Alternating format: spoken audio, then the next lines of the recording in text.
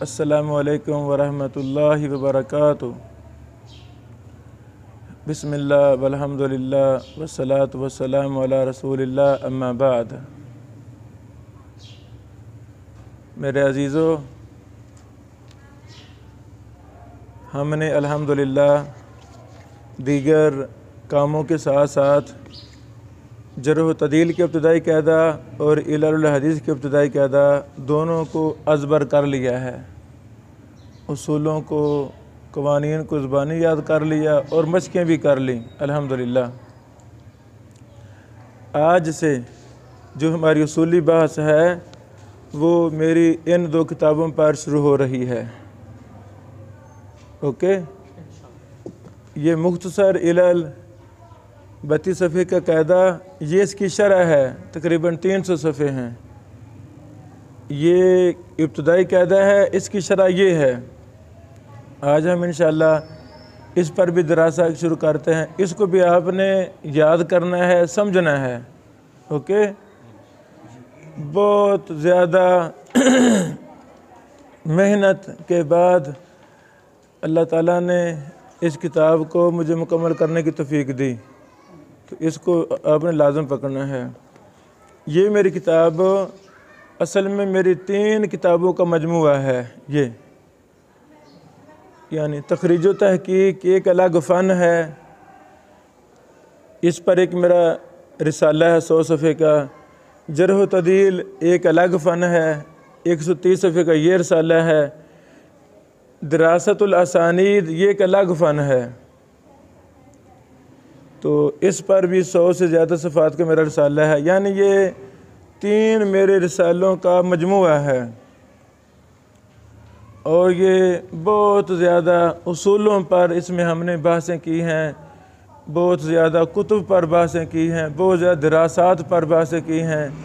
جو طالب علم اس میری کتاب کو سمجھ کر پڑھ لے گا، یاد کر لے گا، انشاءاللہ تخریج و تحقیق جرح و تعدیل دراست الاسانید میں اسے کافی زیادہ بنیادی معلومات، بنیادی تعارف، بنیادی منہج اس کو ملے گا، اچھا خاصا تعارف اس کو آ جائے گا۔ ہاں بیٹو، یہ علم، علل کا علم، یہ مبارک علم، اس کی مہارت کے لیے زندگیاں چاہیے، زندگیاں وقف بندہ کر دے، بڑے سے بڑے شیوخ کو لازم پکڑے، محدثین سے سیکھے، پھر جا کر ان مبارک فنون میں گرفت ممکن ہے۔ یہ چھوٹا موٹا مہینے کا دورہ کرنے سے حقیقت میں تو بیٹو یہ تعارف ہی ہوتا ہے۔ یہ کیا ہوتا ہے؟ تعارف ہی ہوتا ہے۔ تو پھر اگر اسی بہانے سارا مہینہ کتابوں کے اندر رہنا، جرح و تعدیل کی کتابیں، علل، تخریج، کتب حدیث، شروحات بار بار ہم دیکھ رہے، اگر اسی بہانے ہمارے دل کے اندر اس مبارک علم کے ساتھ محبت بیٹھ جائے اور وہ بندہ اپنا جینا مرنا اوڑھنا بچھونا اس علم کو بنا لے، تو انشاءاللہ میرا یقین اور ایمان ہے وہ کل کا خادم ہوگا، خادم قرآن ہوگا، خادم سنت ہوگا، وہ دنیا کا مرجع بن جائے گا۔ جو شخص اپنے زندگی کے شب و روز زیادہ نہیں 20 سال، زیادہ نہیں 20 سال قرآن کی خدمت میں لگا دے، وہ انشاءاللہ اپنے دور کا بہت بڑا مفسر قرآن بن جائے گا۔ جو شخص 20 سال حدیث کی خدمت میں لگا دے، جس مدرسہ میں پڑھ رہا ہے یا پڑھا رہا ہے، وہ بس علم حدیث کو زیادہ فوکس کرے، حدیث ہی پڑھ رہا ہے، حدیث ہی پڑھا رہا ہے، اور حدیث پر ہی کام کر رہا ہے، ایک ایک اصطلاح پر دراسے کر رہا ہے، ایک ایک حدیث پر تخریج کے دراسے، تحقیق کے دراسے، روات پر دراسے، طرق جمع کرنے پر دراسے، جرح و تعدیل پر دراسے، حکم حدیث پر دراسے کر رہا ہے، اور 20 سال کا عرصہ اپنا اوڑھنا بچھونا حدیث بنا لیتا ہے، اللہ کی قسم وہ چھوٹا سا خادم حدیث بن جائے گا انشاءاللہ۔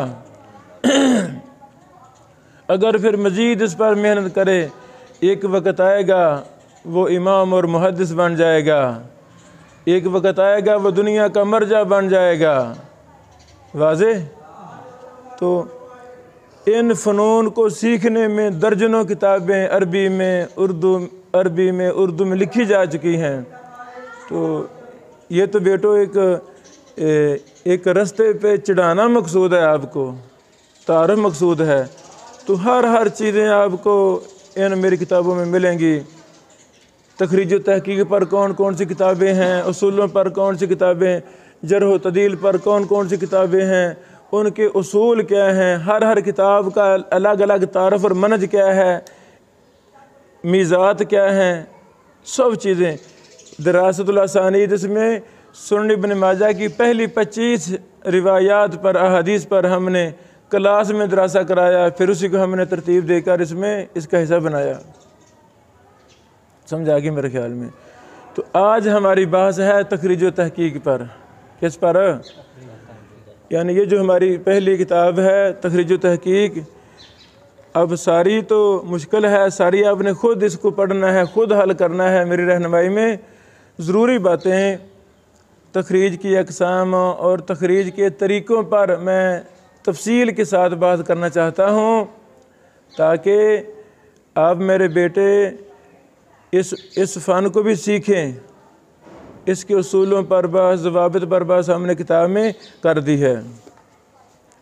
بیٹو جیسا کہ بارہا میں نے آپ کو بتایا، تخریج کا کیا معنی ہوتا ہے؟ حدیث کو نکالنا، حدیث کو نکالنا، اصل کتب سے حدیث کو نکالنا۔ تخریج کی 3 قسمیں ہیں، تخریج کی 3 قسمیں ہیں، اور تخریج کے 5 طریقے ہیں۔ 3 قسموں سے مراد ایک ہے مفصل تخریج، دوسرا مختصر تخریج، تیسرا قاصر تخریج۔ مفصل تخریج سے کیا مراد ہے؟ ایک حدیث کو تمام کتب حدیث سے نکالنا، تمام کتب حدیث سے، پھر توابع اکٹھے کرنا، زیادہ سے زیادہ شواہد اکٹھے کرنا، پھر ائمہ محدثین نے جو جرح و تعدیل روات پر بحث کی ان کو اکٹھے کرنا، پھر حکم حدیث کا مسئلہ آ جائے اس پر مفصل دراسے کرنا، راج مرجوع نکالنا۔ یعنی جیسے ماشاءاللہ شیخ البانی رحمہ اللہ کی کتب میں ہمیں مفصل تخریجات ملتی ہیں، صحیحہ، ضعیفہ، ارواء الغلیل، ابو داؤد العلم اور صفۃ الصلاۃ العلم میں، یہ 5 کتابیں شیخ البانی رحمہ اللہ کی، ان میں بڑا مفصل کام ہوا ہے۔ اللہ شیخ کو جزائے خیر عطا فرمائے۔ شیخ حوینی صاحب کی کتابوں میں مفصل دراسے ملتے ہیں، بڑی تفصیل کے ساتھ وہ بات کرتے ہیں۔ اللہ شیخ کو جزائے خیر عطا فرمائے۔ واضح؟ مفصل تخریج سے انسان کو تشفی ملتی ہے، شرح صدر ہو جاتی ہے، حتمی نتیجے پر پہنچ جاتا ہے، خاص سال لگ جائے ایک حدیث کی تخریج میں۔ واضح؟ ایک ہے مختصر تخریج۔ مختصر تخریج وہ کیا ہے؟ حدیث کی تخریج کرتے ہوئے آپ 2-3 کتابوں کے حوالے لکھ دیں، 2-3 کتابوں کے، مثلا ابو داؤد ہے، ابن ماجہ ہے، ترمذی مثال کے طور پر، ان کے حوالے لکھ دیں، اور ان طرق پر دیگر طرق حدیث کے مدد سے اکٹھا کر کے آپ ایک حکم پر پہنچ جائیں، یہ جی صحیح ہے یا ضعیف ہے۔ اور اس حدیث کی جہاں مفصل تخریج ہے، جہاں مفصل تخریج ہے، آپ مختصر تخریج کر کے اس کا حکم لگا دیں، حکم لگا کر پھر مفصل کی طرف احالہ کر دیں۔ مثلا حدیث صحیح انظر تفصیلہ الصحیحہ، اس کی تفصیل صحیحہ میں ہے، اس کی تفصیل ارواء الغلیل میں ہے، وغیرہ فلاں کتاب میں ہے۔ سمجھا گی میرے خیال میں؟ سمجھا گی؟ یعنی مختصر تخریج میں 2-4 حوالے ہوتے ہیں، پھر ترک جمع کر کے آپ حکم پر پہنچ جائیں، اور جس محدث نے اس حدیث پر مفصل دراسہ کیا ہے اس کو کیا کریں آپ، اس کی طرف احالہ کر دیں کہ جی تفصیل کے لیے آپ فلاں کتاب دیکھیں، صفحہ نمبر جلد لکھ دیں۔ تو جو طالب علم مفصل تقریر دیکھنا چاہے گا وہ اس مفصل کتاب میں تلاش کر لے گا، فوائد لے لے گا۔ زمانہ طالب علمی مرکز تربیہ الاسلامیہ میں مجھے کافی زیادہ کتابیں لکھنے کا موقع ملا، اساتذہ کی رہنمائی میں۔ مجھے شوق تھا، جنون تھا لکھنے کا، مسلسل چیزیں لکھتا رہتا تھا۔ تو جب 3 سال مکمل ہونے کو تھے تو ہمیں مقالے دیے گئے جامعہ کی طرف سے، مرکز کی طرف سے۔ تو اس وقت میں نے اور میرے 2 بھائیوں نے الاصلاح حافظ محمد گوندلوی، ماشاءاللہ حافظ محمد محدث گوندلوی امام العصر، شیخ علامہ احسان علیہ ظہیر رحمہ اللہ کے سسر، جتنے بھی ہمارے کبار شیوخ ہیں ان کے استاد محترم حافظ محمد محدث گوندلوی رحم، ان کی کتابوں کو لازم پکڑیں، ان کتابوں کو لازم پکڑیں۔ ان کی کتاب تھی الاصلاح، وہ پہلا ایڈیشن تھا، پرانا، وہ میرے مطالعہ میں تھی مرکز تربیہ کے لائبریری میں۔ تو جب ہمیں کہا گیا بھی منتخب کرو مقالات کیا لکھو گے، تو میں نے اس کتاب کو منتخب کیا۔ میں نے کس کی خدمت کروں گا، میں تخریج کروں گا، تحقیق دراسہ کروں گا، صدقہ جاریہ ہے۔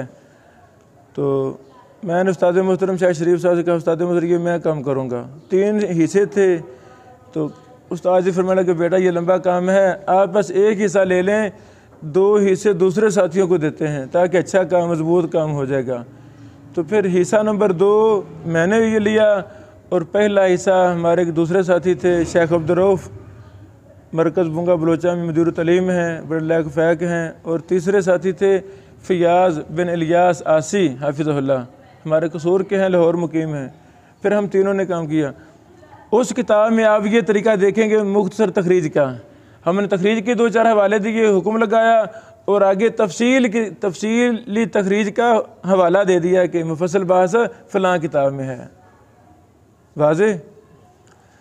تیسرا طریقہ ہے قاصر تخریج۔ قاصر وہ طریقہ جس میں چند کتب حدیث کا حوالہ ہو، بس مثلا ابو داؤد ابن ماجہ ترمذی بس حوالے لکھ دیے، حکم نہیں لگایا۔ حکم مفصل تخریج میں حکم ہوتا ہے، مختصر تخریج میں بھی حکم ہوتا ہے۔ قاصر وہ تخریج ہے بس 2-4 حوالے لکھ دیں، حکم لگائیں نہیں۔ اور بھائی جان فائدہ تو اس کا بھی ہے، کیوں جی، فائدہ تو کوئی نہ کوئی اس کا بھی ہے۔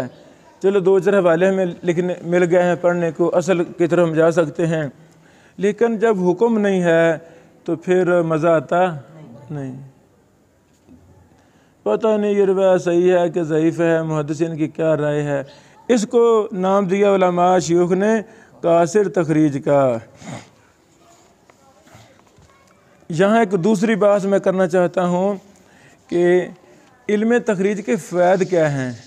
علم تخریج کے کچھ آپ نے ہفتہ 10 دن جو آپ ہمارے پاس آئے ہوئے ہیں، آپ کو کافی زیادہ فوائد آپ کو خود آپ نے دیکھ لیے۔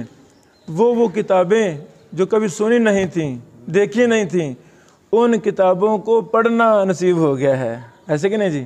تخریج کے دوران اہم سے ہم کتابیں روزانہ ہم نئی سے نئی کتابیں دیکھ رہے ہیں۔ اچھا، ایک تو یہ فائدہ ہے۔ دوسرا فائدہ حدیث کے اصل مصدر کی معرفت، حدیث کے اصل مصدر کی معرفت ہو جاتی ہے۔ ایک حدیث کی کئی سندوں کو جمع کرنے کا موقع ملتا ہے، ایسے نا صحیح اور ضعیف کے اعتبار سے سند کی حالت معلوم ہوتی ہے، کیوں حافظ صاحب، کہ یہ حدیث صحیح ہے یا ضعیف ہے، تو تخریج کریں گے تو پتہ چلے گا نا، اور تخریج نہیں کریں گے تو پتہ چلے گا، تخریج نہیں کریں گے سند کو پتہ چلے گا نہیں۔ یہ مبارک فن ہے تخریج کا۔ بعض دفعہ بیٹو ایک سند میں ایک راوی ضعیف ہوتا ہے، لیکن تتبع طرق، جمع طرق کرنے کی وجہ سے اس کا کوئی صحیح سکہ تابع مل جاتا ہے، صحیح اس کا کوئی شاہد مل جاتا ہے، ایسے نا۔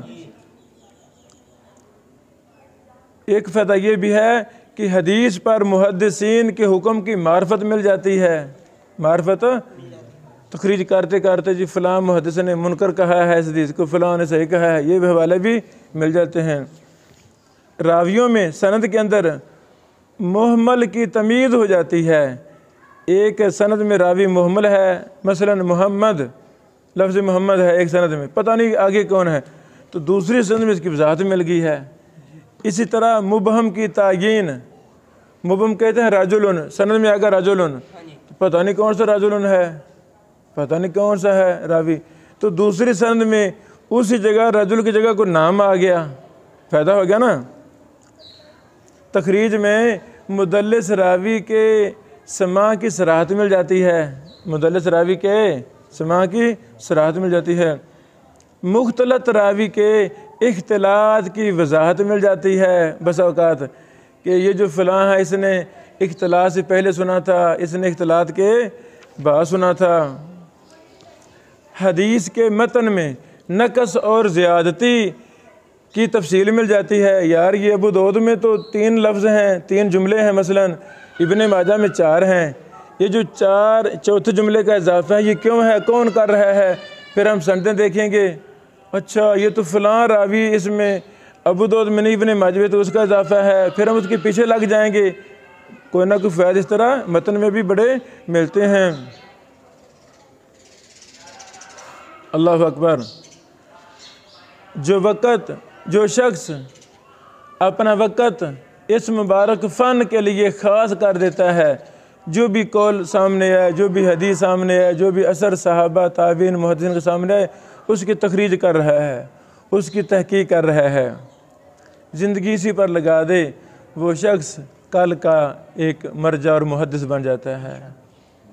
واضح؟ اور بیٹو نحو سے محبت کرنے والا ساری عمر نحو کی خدمت کرنے والا کیا بن جائے گا؟ نحوی بن جائے گا، ایسے ہی نا؟ تو تفسیر قرآن جو سب سے اشرف علوم ہے، علوم میں سے ہے، اشرف العلوم ہے، تو جو قرآن کی خدمت کرتا ہے، دن رات معنی پہ غور، تفسیر کر رہا ہے، لکھ رہا ہے، پڑھا رہا ہے، وہ کیا بن جائے گا؟ مفسر بن جائے گا۔ تو جس کا اڑنا بچھونا خدمت حدیث ہو تو وہ کیا بن جائے گا؟ محدث بن جائے گا، علم کا مرجع بن جائے گا۔ ہو سکتا ہے اس کی تحریک سے، اس کے منہج سے کوئی ایسے افراد تیار ہو جائیں جو اس کو پوری دنیا میں عام کر دے، اس مبارک فن کو، ممکن ہے نا؟ ایسے ہوا، ایسے ہی ہوتا ہے۔ ایک شخص ہوتا ہے وہ اپنی صدی میں سب کو بہت آگے لے جاتا ہے۔ اللہ اکبر، اللہ اکبر۔ یہ بھی ایک فائدہ ہے بیٹو کہ ایک عالم دین نے اجتہادی غلطی اسے ہوئی، اس نے غلط حکم لگا دیا، غلط حکم لگا دیا۔ جب آپ تحقیق کریں گے، تو اکٹھے کریں گے، تخریج کریں گے، تو اس کی غلطی واضح ہو جائے گی، اس کی غلطی واضح ہو جائے گی کہ یار فلاں کا حکم غلط ہے۔ آپ دیکھ رہے نا ابو داؤد کی معلول روایات کی دراسہ میں دیکھ رہے نا، ہم 15 20 محدثین حکم لگاتے ہیں، تو کیا وہ سارے حکم صحیح ہوتے ہیں؟ نہیں بھائی، منکر روایات کو بھی ایک آدھا مل جاتا ہے جس کو صحیح کہہ رہا ہوتا ہے، پھر ہم اس کی علت پر بحث کرتے ہیں بھی اس نے صحیح کیوں کہا ہے، کہاں دھوکہ لگا، کہاں غلطی لگی۔ ایک ضعیف کہہ رہا ہوتا ہے تو دوسرے محدثین اور کو سخت ضعیف کہہ رہے ہوتے ہیں۔ تو یہ سارا فہم و فراست بری کی بینیوں کا پتہ کب چلے گا، کیسے چلے گا؟ جب ہم علم تخریج کو لازم پکڑیں گے، علم تخریج کو لازم پکڑیں گے۔ بس اوقات مصنف کم علم ہونے کی وجہ سے، کم محنت کرنے کی وجہ سے وہ حدیث پر حوالہ غلط لکھ دیتا ہے۔ مثلا جھوٹی روایتوں پر میں نے بعض خطباء کی کتابوں میں دیکھا ہے، موجودہ جو خطباء کا دور ہے، ہر کوئی خطبات ان کے خطبے چھپ رہے ہیں، کاش یہ خطبات تحقیق اور تخریج کے ساتھ چھپتے، جو ان ہمارے خطبہ جو دین کے خادم ہیں، بڑے بڑے مبلغین ہیں، دن رات اتنے لمبے لمبے سفر کرتے ہیں کہ بندہ حیران رہ جاتا ہے۔ اللہ ان کی خدمات قبول فرمائے۔ تو جب ان کی خطبات ہم سنتے ہیں تو اس میں کمزوریاں نظر آتی ہیں، الا من رحم ربی۔ تو ویسے ہی وہ ناشرین باز وہ ویسے ہی ان کو شائع کر رہے ہیں، کاش وہ تحقیق کرواتے، تخریج کرواتے۔ ضعیف اور جھوٹی روایات جو خطبہ کے میں موجود ہیں ان پر حکم لگاتے، کیوں جی؟ وہ تخریج نہیں، ویسی بس وہ جمع کر کے شائع کر رہے ہیں۔ اور یہ جہاں فائدہ ہے وہاں بہت بڑا نقصان بھی ہے، وہاں بہت بڑا نقصان بھی ہے۔ کبھی بھی میں آپ کو نصیحت کرتا ہوں، کبھی بھی خطبات کی کتاب سے تیاری کرنی نہیں، زمانہ طالب علمی سے ہی اصل کتابوں سے آپ نے تیاری کرنی ہے۔ جمعہ پڑھانا ہے تو بخاری کھولنا کا موت آتی ہے، نہیں کھولتے۔ ایک لڑکا بلکہ عالم دین، اس سے میں نے پوچھا حافظ صاحب جھوٹ نہیں بولنا، کتنے سال ہو گئے بخاری پڑھے ہوئے؟ کہتا ہے شیخ صاحب ہو گئے 12-13 سال، 12-13 سال ہو گئے ہیں بخاری پڑھے ہوئے۔ تو جمعہ ہاں 12-13 سال سے جمعہ پڑھا رہا ہوں۔ بیٹا ان 12-13 سال میں استاد محترم سے صحیح بخاری پڑھنے کے بعد 12-13 سالوں میں کبھی بخاری کھولنے کا موقع ملا؟ میں نے پوچھا، میں نے جھوٹ نہیں بولنا، میں ماروں گا۔ وہ کہتا ہے محترم کبھی نہیں، میں نے کبھی نہیں بخاری کھول کر دیکھی، جمعہ پڑھانا ہوتا ہے خطبات وغیرہ دیکھ کر پڑھا لیتا ہوں۔ ظالم، تجھے شیطان نے اصل علم سے محروم کر دیا۔ خطبات دیکھنے کے لیے ٹائم ہے نا، تو بخاری کے لیے کیوں نہیں ٹائم؟ اللہ والو، جن لوگوں کو محبت ہوتی ہے قرآن و حدیث سے، وہ روزانہ صحیح بخاری پڑھ کر سکتے ہیں، ایسے کہ نہیں جی؟ کتنے ہی میں ایسے لوگوں کو جانتا ہوں جن کی زندگی کا معمول تھا جیسے قرآن کریم کی تلاوت روزانہ مسلسل کر رہے ہیں، ویسے ہی وہ صحیح بخاری کا مسلسل پڑھ رہے ہیں۔ کیسی بات ہے، کیسی بات ہے۔ مولانا محمد یوسف راجوال بھی بہت بڑے شیخ، بہت بڑے شیخ الحدیث اور محدث، بزرگ معمر رحمہ اللہ، بیمار ہیں، چلا جاتا نہیں۔ وہ اپنے خاص گرد کو کہتے ہیں، وہ بھی بزرگ ہیں، بیٹا ٹائم نکال ہم نہ صحیح بخاری پڑھ لیا کریں۔ اللہ اکبر، وہ روزانہ 8-10 صفحے صحیح بخاری کی پڑھ رہے ہیں۔ یہ پاکستان کی سرزمین لاہور جہاں ہم بیٹھے ہیں، یہاں کے ہی ایک اور امام اور محدث تھے، امام سغانی، امام سغانی۔ سغان یہ کوئی شہر ہے افغانستان میں، وہاں کے تھے، وہاں سے ہجرت کر کے ان کے والدین ادھر آئے۔ سغانی لاہوری صاحب لاہور میں پیدا ہوئے، پھر یہ بغداد چلے گئے۔ انہوں نے بڑے کام کیے، صحیح بخاری کی بڑی خدمت کی۔ نسخہ سغانیہ بغدادیہ انہی کا نسخہ ہے، ابن حجر صاحب کے سامنے تھا۔ تو ان کی بڑی کتابیں ہیں لغت پر، بڑی کتابیں اس محدث کی، یہ لاہور کے تھے۔ علامہ سغانی رحمہ اللہ وہ شخص تھے، لاہور والے وہ شخص تھے جو صحیح بخاری کے بہت بڑے خادم تھے۔ نسخہ تیار کیا، جو تمام نسخوں میں فروق تھے نا، ان کو حل کیا، ان پر بحث کی۔ واضح، بہت کام کیا۔ یہی سغانی صاحب نے صحیح بخاری کو بھی 30 پاروں میں تقسیم کیا تھا۔ لو جی، راضی ہو؟ کبھی بڑے بزرگ بابا جی جو بڑے شیخ ہوں، بڑی عمر پر پوچھیں ان سے، وہ کہتے ہیں ہاں پتر صحیح بخاری کتنے اتنے پارے ہیں؟ 30 پارے بنائے، کس نے بنائے؟ ہمارے لاہور کے محدث، پاکستانی محدث علامہ سغانی رحمہ اللہ نے۔ کیوں 30 پارے بنائے؟ بتاؤ کیوں بنائے؟ تاکہ پڑھنے میں آسانی رہے۔ لو جی، آج ایک پارہ پڑھ لیا ہے، کل دوسرا، پرسوں تیسرا۔ لگی سمجھو؟ اچھا، یہ بیٹو چند فوائد میں نے بیان، باقی تفصیل یہاں لکھی ہے، وہ پڑھ لینا۔ اچھا، تو کتب تخریج ایک باقاعدہ فن ہے، تخریج باقاعدہ فن ہے۔ اس پر محدثین نے بڑی کتابیں لکھی ہیں۔ شاملہ میں دیکھ رہے ہیں تو اب صاحب سینکڑوں کتابیں ہیں تخریج پر، کتنی؟ سینکڑوں کتابیں۔ چند کے نام لکھ لو: نصب الرایا زیلائی رحمہ اللہ، البدر المنیر ابن الملکن رحمہ اللہ کی، المغنی عن حمل الاسفار امام راکی رحمہ اللہ کی، الدرایا فی تخریج احادیث الہدایہ ابن حجر رحمہ اللہ کی، التلخیص الحبیر ابن حجر رحمہ اللہ کی، ارواء الغلیل، سلسلہ صحیحہ، سلسلہ ضعیفہ، یہ کبار محدثین کی کتب، یہ ساری کتب تخریجات ہی ہیں، کیوں جی، جس میں تخریج پر بحث ہوتی ہے۔ لو میرے بیٹوں، یہ وہ بنیادی بحث تھی تخریج کے طریقوں پر اور تخریج کے فوائد پر۔ اوکے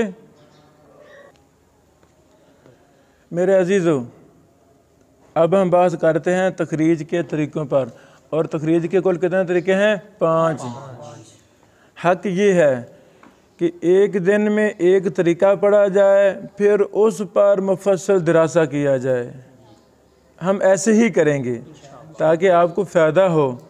تو مختصر چند منٹوں کے اندر میں 5 طریقے بیان کرنا چاہتا ہوں، طریقے اکٹھے بیان کر دیتا ہوں، پھر ہم روزانہ ایک طریقے پر کے مطابق ہی حدیث کی تخریج کریں گے۔ یہ 5 طریقے کیوں بنائے محدثین نے؟ سمجھو، 5 طریقے کیوں بنائے محدثین نے؟ تاکہ ایک محقق کو جب 5 طریقے آتے ہوں گے تو جس طریقے میں اسے آسانی ہوگی اس طریقے سے حدیث وہ تلاش کر لے گا۔ سمجھ لگی؟ بھائی جان، کراچی جانا ہو، 5 رستوں کا پتہ ہو تو فائدہ ہے کہ نہیں؟ جدھر سے آسانی ہے تو ادھر سے بندہ نکل جائے گا۔ ایک رستے میں چور ڈاکو پڑ رہے ہیں تو دوسرے طریقے سے نکل جائے گا، فائدہ ہوتا ہے نا۔ تو پتہ یہ ایک کا ہو تو پھر بندہ رستے میں لٹا جائے گا، ادھر کھڑا رہے گا، لو جی رستہ بند ہے تو یہاں رکو مہینہ پورا نہیں۔ اسی طرح ایک کام کے جب زیادہ سے زیادہ طریقوں کا پتہ ہوگا، حسب ضرورت، حسب مواقع، آپ سفر میں ہیں، کتابیں بھی نہیں ہیں، تخریج کرنی ہے، تو جو کچھ دستیاب ہوگا، طریقوں کا پتہ ہوگا تو جلدی آپ کو نہ کو تو کام کر ہی لیں گے نا۔ جب طریقہ ایک ہوگا تو پھر پریشانی آ گئی۔ یہ ہے فائدہ 5 طریقوں کا، یاد ہو گیا؟ پہلا طریقہ، حدیث کے کسی لفظ سے تخریج کرنا۔ اور جس حدیث کی تخریج کرنی ہے اس کا کوئی ایک لفظ کا تو آپ کو پتہ ہے کہ نہیں؟ آپ صاحب ایک لفظ کا وہ تو پتہ ہے نا، یا جس کتاب سے آپ نے حدیث پڑھی ہے، حدیث وہ کتاب سامنے ہے، اس کا ایک لفظ جو ان میں زیادہ اہم لفظ ہو، بس ایک لفظ کو لینا ہے اور تخریج کر دینی ہے، ایک لفظ کے ذریعے، ایک لفظ کے ذریعے۔ اس پر زبردست کتاب المعجم المفارس للفاظ الحدیث نبوی ہے۔ ایک لفظ کے ذریعے تخریج کرنی ہے، یہ بہت بڑا شاہکار ہے۔ اس کتاب میں کتب 6 اور 3 کتب دوسری، موطا امام مالک، مسند احمد اور سنن دارمی، ان 9 کتابوں کے لفظوں پر معجم تیار کی گئی ہے۔ ہمارے پاس ہے، میں آپ کو دکھا رہا ہوں تفصیل کے ساتھ۔ اچھا، ایک لفظ کے ذریعے حدیث تلاش کرنے کے تخریج کے طریقے کے اس کے فائدے کیا ہیں؟ پہلا فائدہ، اس تخریج کے لیے جہاں المعجم المفارس ہے ان 9 کتابوں سے تخریج کے لیے، وہاں شاملہ بھی بہت اہم ہے، معجم المفارس میں ایک لفظ مثلا نیت النیہ ہے، یہ تلاش کریں گے تو 9 کتابوں کے اندر لفظ نیہ کہاں کہاں آتا ہے وہ آپ کو تفصیل فوراً لکھا ہوا مل جائے گا۔ ابو داؤد کتاب فلاں، اس کا یعنی اس کی حدیث فلاں، صفحہ نمبر فلاں، وہ میں جب کتاب کھولتا ہوں تو آپ کو سمجھا رہا ہوں کہ یہ جو رموز ہیں ان سے کیا مراد ہے، رموز سے کیا مراد ہے۔ پہلا فائدہ یہ۔ دوسرا فائدہ یہ بیٹو معجم المفاہرس میں الفاظ تلاش کرنے کا طریقہ ہے لغت کی طرح، حروف تہجی کے اعتبار سے، حروف تہجی کے اور یہ آسان ہے۔ تیسرا فائدہ المعجم المفاہرس میں مسند احمد کی حدیث کے ساتھ جلد اور صفحہ نمبر لکھا ہوا ہے، جلد اور صفحہ نمبر ایک ایک لفظ کے ساتھ۔ کیسی آپ سب کیسا کام ہے؟ بڑا کام نہیں؟ بہت بڑا کام ہے یہ بیٹو، جلد اور صفحہ نمبر۔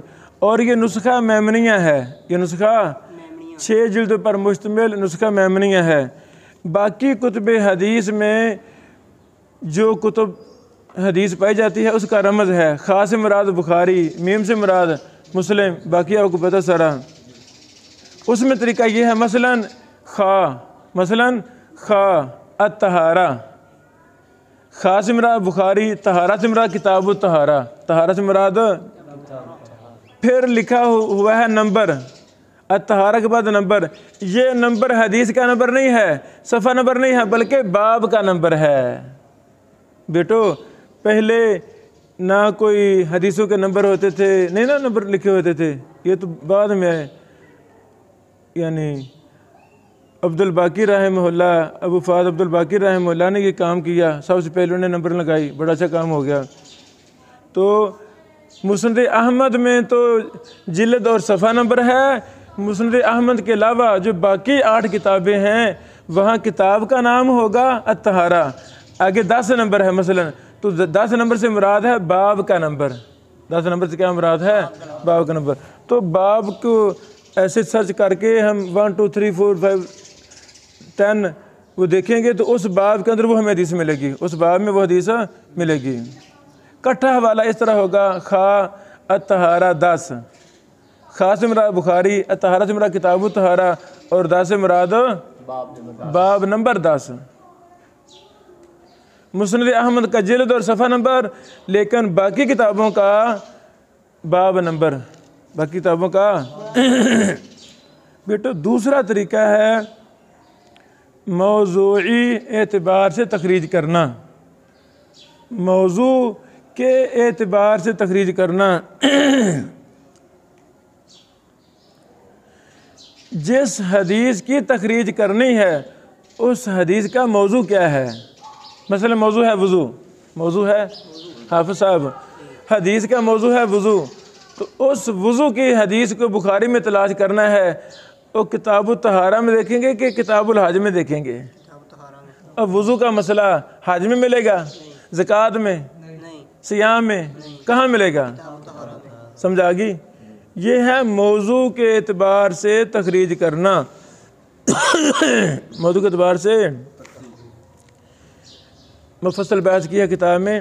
تیسرا طریقہ صحابی کے واسطے سے تخریج کرنا، صحابی کے واسطے سے تخریج کرنا۔ اس طریقے میں مطلوبہ حدیث کے سب سے اوپر والے راوی یعنی صحابی کا علم ہو، کب؟ مرفوع ہونے کی صورت میں، بس صحابی کا پتہ ہو، یار وہ جو مجھے حدیث چاہیے نا اس کا صحابی فلاں ہے، اس کا صحابی فلاں ہے۔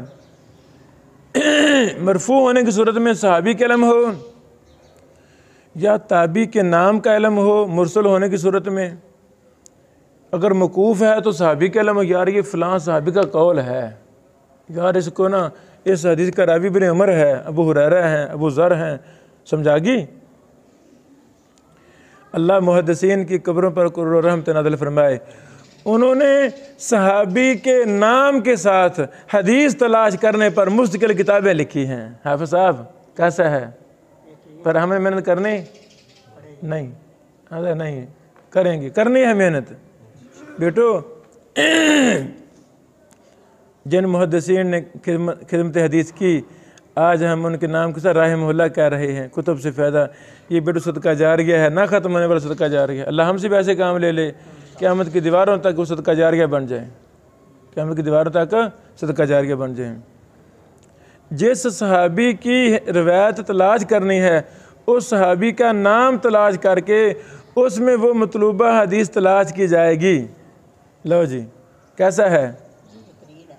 اچھا، اس میں کافی کتابیں ہیں۔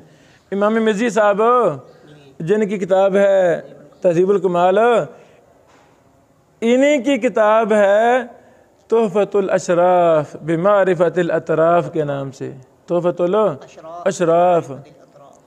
یہ بیٹا ساری کتاب صحابہ کرام کے نام پر ہے، پھر سندیں بھی جمع کر دی ہیں، حدیثوں کے متون اور ٹکڑے بھی حدیثوں کے لے آئے ہیں۔ بڑا زبردست کام ہے، بڑا عبدالرزاق المہدی، فضیلۃ شیخ المحدث عبدالرزاق المہدی حافظہ اللہ نے اس کتاب کی خدمت کی ہے۔ وہ حدیث کا نمبر بھی ساتھ اندر وہ ایڈ کر دیا گیا ہے، تو فائدہ ہو گیا نا، فوراً بندہ تلاش کر لیتا ہے، فوراً بندہ تلاش کر لیتا ہے۔ یہ جو تیسرا طریقہ ہے صحابی کے واسطے سے تخریج کرنا، اس کے بھی بڑے فائدے ہیں، 3 فائدے۔ پہلا، حدیث کی سندیں ایک ہی جگہ جمع ملتی ہیں۔ لو جی موج بن گئی، موج نا۔ تحفۃ الاشراف مزی میں آپ کو ایک حدیث کی سندیں 9 کتابوں کی وہ کٹھی جمع شدہ ملیں گی۔ راضی ہو؟ راضی ہو؟ پہلا۔ دوسرا فائدہ، سندوں کا آپس میں تقابل کرنا آسان ہو گیا۔ بھائی کٹھی تو ہو پڑی ہیں، اب نقشہ بنا کر آپ دیکھ سکتے ہیں توابع کون بن رہے ہیں، کیوں جی؟ طبقہ بندی وغیرہ دیکھ سکتے ہیں، مطابقت کون کر رہا ہے کون نہیں، کس شیخ کے کتنے شاگرد اس کو بیان کر رہے ہیں، 2 ہیں 10 ہیں 20 ہیں، سند کا مرکزی راوی کون ہے، ایسے ہی نا۔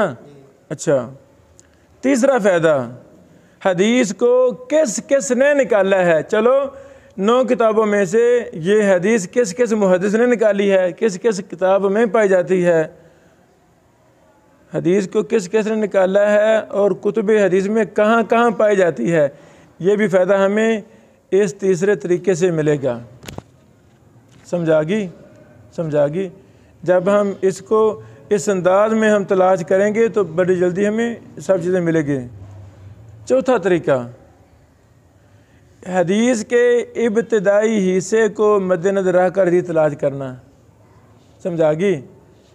بیٹو حدیث شروع ہو رہی ہے انما الاعمال بالنیات، جس کی تخریج کرنی ہے آپ کو پہلا جملہ وہ یاد ہونا چاہیے، انما الاعمال بالنیات، لا يقبل اللہ صلاۃ احدکم الا بغیر طہور، یا جو بھی حدیث آپ نے تلاش کر اس کا پہلا ٹکڑا معلوم ہو۔ اچھا، یہ چوتھا طریقہ ہے۔ تو محدثین نے اس پر بھی بڑی زیادہ کتابیں لکھی ہیں۔ اب تو ہر حدیث کی کتاب کے آخر میں اطراف موجود ہیں کہ نہیں جی آپ صاحب؟ موجود ہیں۔ مثلا صحیح بخاری ہے، صحیح بخاری کے آخر میں حدیث کا اطراف ہیں، تو وہاں سے آپ بڑی جلدی اصل حدیث تک پہنچ سکتے ہیں۔ اس کا فائدہ کیا ہے کہ انسان ساری بخاری پڑھنے کی بجائے اطراف دیکھے، اور جو اپنا مطلوبہ لفظ ہے وہاں صفحہ نمبر حدیث نمبر لکھا ہوگا، فوراً وہ حدیث نکال لے، منٹ سے پہلے حدیث مل جاتی ہے۔ فائدہ اچھا ہے نا یہ بھی؟ اچھا، اس طریقے پر جو کتابیں لکھی گئی ہیں بڑی بڑی، امام سیوطی کی کتابیں ہیں، 2 کتابیں۔ پہلی ہے الجامع الصغیر من حدیث البشیر النذیر کے نام سے، سیوطی صاحب کی۔ دوسری ہے الفتح الکبیر فی ضم زیاد الی الجامع الصغیر، سیوطی رحمہ اللہ کی۔ اسی طرح محدث مناوی رحمہ اللہ کی کتاب ہے الجامع الازہر من حدیث النبی الانور للمناوی۔ 5واں طریقہ، بیٹو آخری طریقہ سن لو، حدیث میں موجود کسی صفت کی بنا پر تخریج کرنا۔ حدیث میں کوئی صفت موجود ہو، کوئی صفت موجود ہو، اس بنا پر تخریج کرنا۔ مثلا بس یہ پتہ ہو یار وہ حدیث قدسی ہے، وہ حدیثیں اچھا وہ حدیث متواتر ہے، وہ حدیث مشہور ہے، وہ حدیث مرسل ہے، یہ ہے صفت، یہ ہے صفت۔ تو جب وہ حدیث قدسی کا پتہ ہوگا تو کتب حدیث قدسی پر کتب ہیں کہ نہیں ہیں نا، ہیں بیٹو، تو ہم وہ کتاب دیکھیں گے پڑھیں گے فوراً وہ حدیث مل جائے گی۔ کیسا ہے؟ متواتر پر کتابیں ہیں یار وہ حدیث متواتر ہے، مراسیل ہیں، مرسل پر کتابیں ہیں الگ محدثین کی، ضعیف پر الگ کتابیں ہیں، جھوٹی روایتوں پر الگ کتابیں ہیں، یہ صفت ہے حدیث کی۔ تو ضعیف روایت کی روایت ہے تو کتب احادیث ضعیفہ میں دیکھیں گے تو جلدی مل جائے گی، سمجھ آئے گی میرے خیال میں۔ اس پر بڑی کتابیں ہیں، مثلا مراسیل ابو داؤد ہے، امام سیوطی صاحب کی کتاب ہے الاظہار المتناثرہ فی الاخبار المتواترہ، المقاصد الحسنہ سخاوی صاحب کی کتاب ہے، اس طرح اور بھی کتابیں ہیں۔ لو میرے بیٹو، یہ 5 طریقے جو ہمارے علماء محدثین کے ہاں رائج ہیں وہ میں نے آپ کو بتائے ہیں۔ تو چھٹا طریقہ شاملہ ایک بہت بڑا اللہ کا انعام ہے علماء پر، امت محمدیہ صلی اللہ علیہ وسلم پر۔ افسوس کہ جدید دور ہے، یہ بھی استعمال کرنا کسی کو آتا ہے، یعنی 100 میں سے 1 آدھا ہوگا جس کا طریقہ، ورنہ یہ بھی نہیں آتا۔ ہیں کون؟ جی میں خطیب ہوں۔ او بھائی خطیب ہے تو سیکھ لینا، اور نہیں جی میرے پاس کتابیں نہیں ہیں۔ کچھ بھائیوں کو سمجھایا، بھائیوں تیاری کیا کرو، حکم دیکھا کرو، کہتے شاہ صاحب ایسے ہی کام ہے تو پھر یہاں شیوخ الحدیث کو رکھے مساجد میں، ہمیں کو رکھا ہے ادھر بڑے او بھائی، یعنی کم ہمت نہیں ہم نے بڑھنا، ہم حدیث کے خادم بن جائیں گے۔ تھوڑی تھوڑی محنت کرنے سے مطالعہ بڑھ جائے گا، قرآن و حدیث کے ساتھ محبت میں اضافہ ہوگا۔ جو علم حدیث میں علم قرآن میں آگے آتا ہے وہ گویا کہ اللہ اور اللہ کے رسول کے قریب ہو جاتا ہے، ایسے کہ نہیں؟ ہمیں ہونا ہے کہ دوری رہنا ہے، ہونا ہے۔ یہ شاملہ یہ بڑا مفید پروجیکٹ ہے۔ نیٹ گوگل پر بڑے بڑے سافٹ ویئر آ چکے ہیں، بڑے بڑے۔ خادم الحرمین شریفین عبداللہ رحمہ اللہ نے بڑا زیادہ پیسہ خرچ کر کے اپنی جیب سے ایک حدیث کی خدمت پر سافٹ ویئر تیار ہے، اس کا نام ہے خادم الحرمین شریفین عبداللہ للخدمت الحدیث نبوی شریف۔ یہ گوگل پر ہے، نیٹ پر، بہت زبردست یہ سافٹ ویئر ہے، بہت زبردست۔ مبارک ہو۔ شاملہ عربی تو شاملہ اردو بھی آ چکا ہے، ہمارے اساتذہ کی، ہمارے شیوخ کی بڑی بڑی کتابیں اردو والی وہ شاملہ اردو میں آ گئی ہیں۔ اپنے موبائلوں میں شاملہ کریں، کمپیوٹر لیپ ٹاپ میں شاملہ اردو بھی کریں۔ کوئی حدیث تلاش کرنی ہے تو شاملہ عربی میں بھی دیکھیں، اردو میں بھی دیکھیں۔